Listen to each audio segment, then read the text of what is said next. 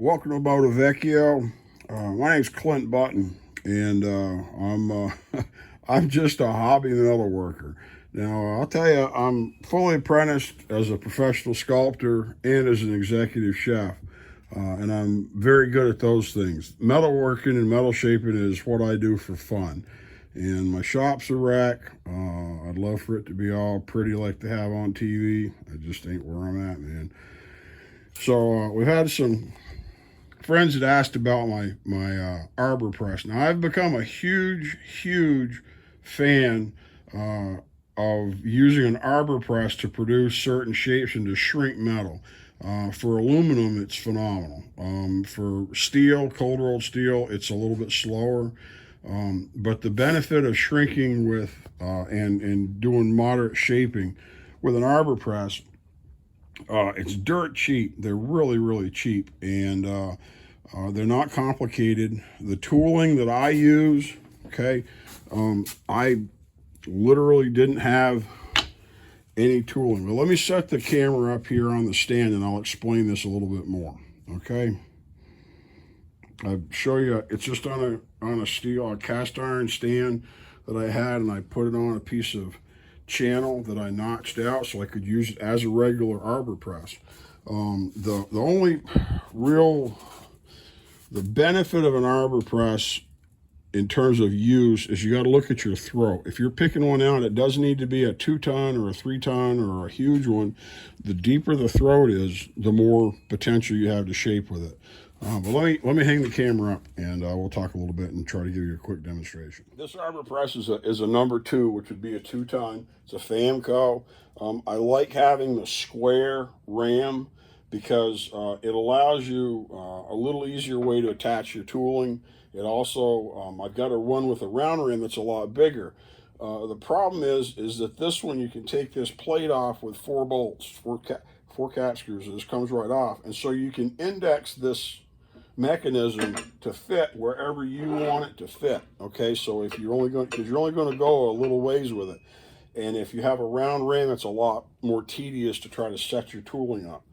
So, but I got real simple stuff here. I didn't have any square tubing, so I took 1, 2, 3, 4 pieces of just whatever angle iron I had to make a square throat. I brazed a nut on each side, and these are off of some old broken machine, just wing nuts. That goes up on there. There's nothing in the middle. It's just hollow all the way through. This just goes up on enough to locate this, and then this goes up in here enough just to hold it. Now you can buy tooling. Patman Fabrications, Imperial Wheels, they'll sell really good products. Other companies do as well. This is just some literally scrapped out of the wood pile, and I sawed it square. I think I actually put these in the lathe and played with them. But I just made a few. I've got one that's flat. I've got one that's got a pretty short dome, one that's domed a little bit more. And then I've got a couple of, this one's a straight, and this one's got a curve. And I'll show you what I do with these. For an anvil to run this into, I use a piece of, this is actually a tuck puck from Kerry Culpepper. That he was generous enough to give to me years ago. It's a piece of ultra high molecular weight plastic, UHMW plastic, and you can get a piece of cutting board or some scrap. I also use a piece of round rubber tubing that I've got that's big, and it's got a 1-inch hole that fits these perfectly. And I don't know, I gave one away and I can't find the other one. So for right now, but most of it, and that the tool will fit right directly into that. I use this moderate crown one. I've got one here that apparently I broke. I don't remember. It's been a while. Just slip that up in there, tighten it in, and then make sure that they butt against each other so that, you know, you're pushing with the ram right against that. And that's really all there is to it. And set this up to where you can press, and you don't have to press it hard. Just I've got them pulling on this with moderate pressure. But with a piece of aluminum, I don't really have specific plans for this. This is a piece of scrap, 63 thousandths, 3003 aluminum. And we'll just go along and make a few tucks in it and squeeze them out. The reason I like this equipment so well is that far too many people think that they're the machine when it comes to shaping sheet metal, and they start hammering away and they're banging away and they go like crazy, or they wheel really fast and they think it's going to make it magically work. It doesn't.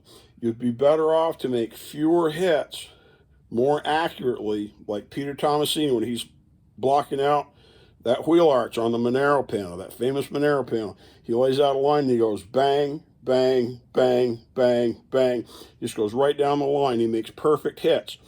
This will help you learn how to make perfect hits, because you'll learn where you place it and how hard you hit it or squeeze it, what it does. And then you can translate that into swinging your hammer. You'll swing your hammer a lot less. You'll make less of a mess, and you'll have less to clean up.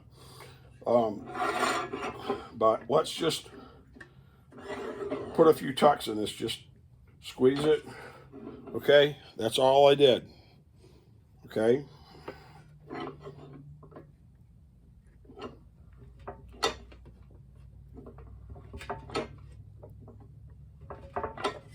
We'll do those. And now let's just smooth it out to get rid of those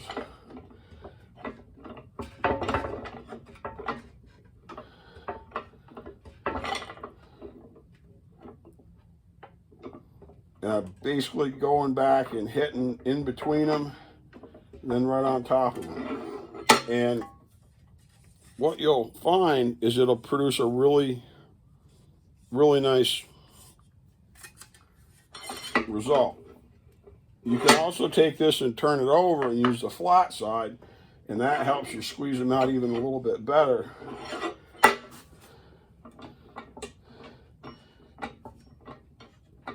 To the point where you're almost planishing with this.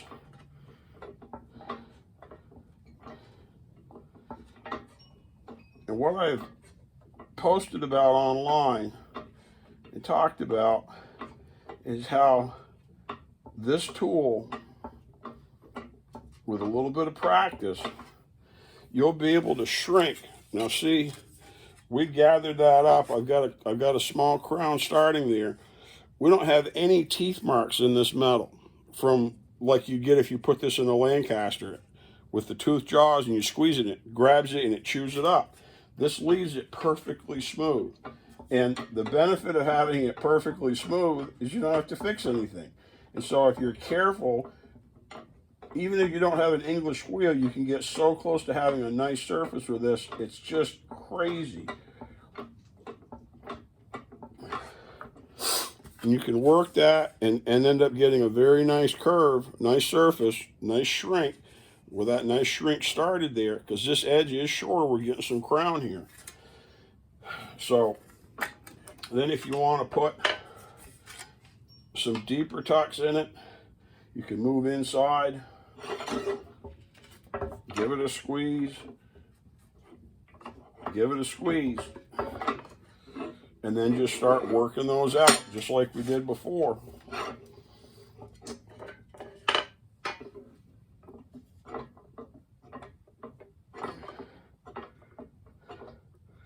And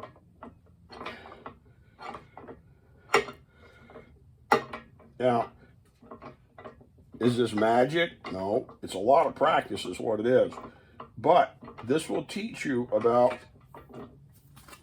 developing. See how much crown we've got in that? How much that edge shrunk? And there's not one single scratch on that metal. Now, if I had any aluminum that had the plastic still on it, we could just leave the plastic on, do all this work, peel it off, and we'd have no damage, nothing to clean up. Okay, that's a huge benefit. Let's see.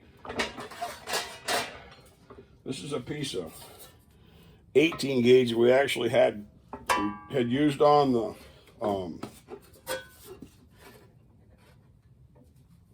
We use it on the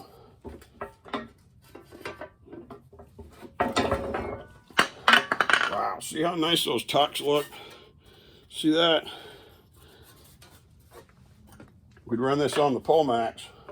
I'm going to turn this over. Use the flat side. And just squeeze it back to even to get rid of your tucks. Like I said, the way you index this handle has a lot to do with it's what you're working with.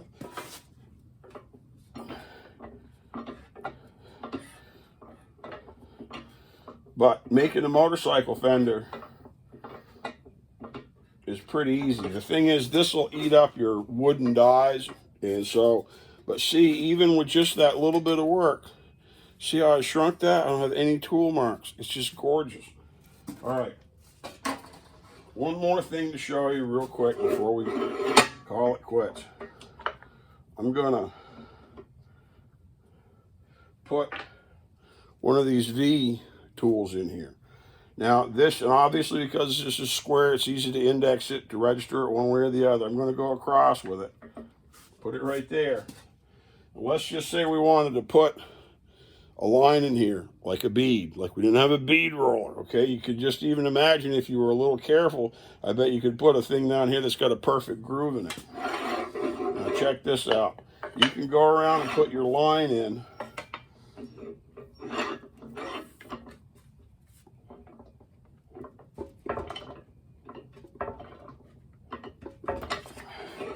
You can start your line and run right down.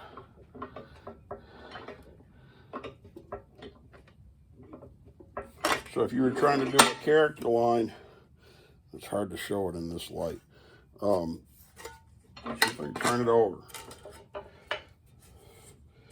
You do it like this, you got to be careful because it goes really fast. You go just a little bit of. Now you can make a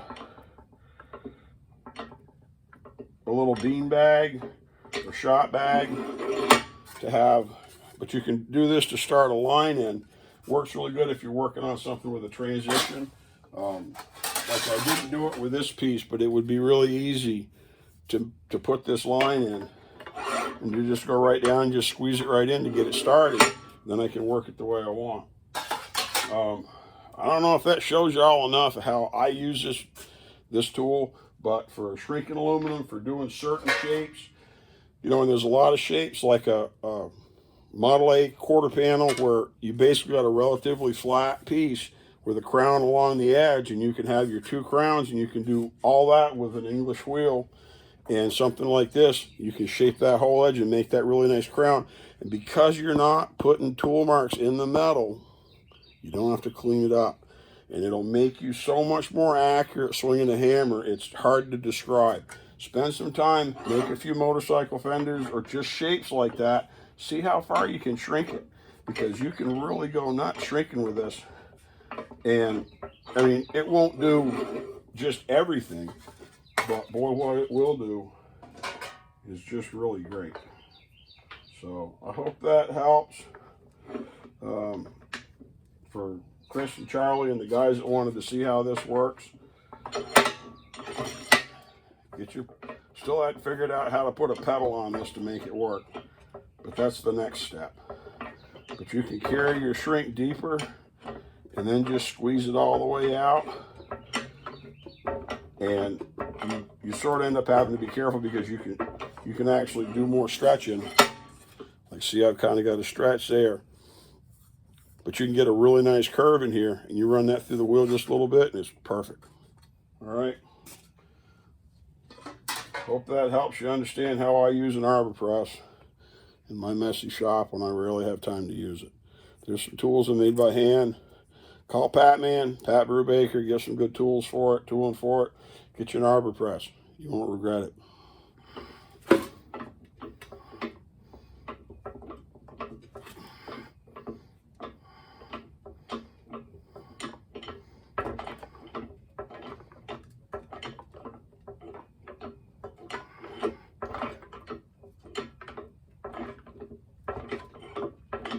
decided I'd show you. I'd finish this up. I haven't spent 5 minutes. This is, 3-4 minutes maybe. 5 absolute tops, and that includes setting the camera back up. But obviously this doesn't have to fit anything. But I just wanted to show you how much of a, see how much that did? How smooth that is? You can do some really, really great work.